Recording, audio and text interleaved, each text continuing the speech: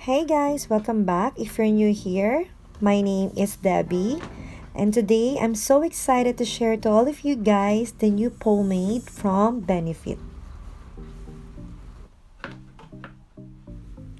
If you're looking for bold and sculpted look, this is perfect. It's 36-hour wear and it's waterproof and also smudge proof.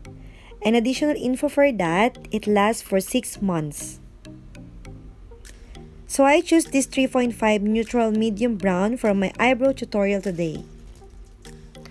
What's really amazing on this new pomade is there is built-in brush wiper to remove some of the product if you pick up too much.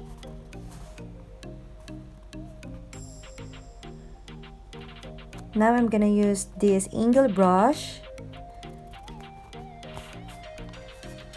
This product, it's so creamy and buildable formula.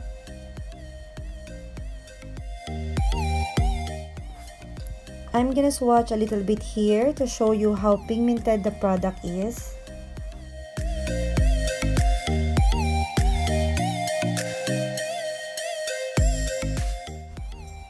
So let's go ahead and begin using this product. I'd like to start off by doing the bottom of my eyebrow first. And I'm just creating that outline. And I'm gonna follow the shape of my eyebrow and then fill them in. And without adding any more product, I'm gonna use the remainder product to shape up the top of the eyebrow. As you can see, I'm giving a shape.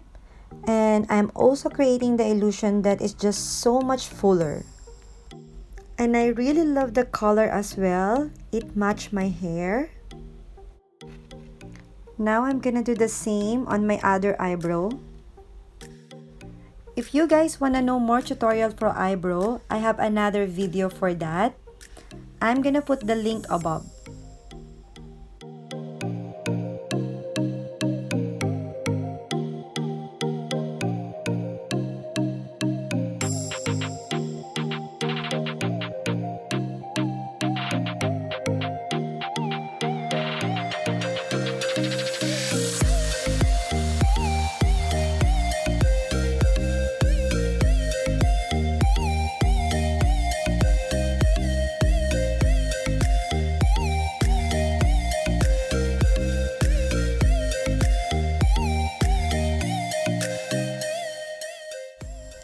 So that's it.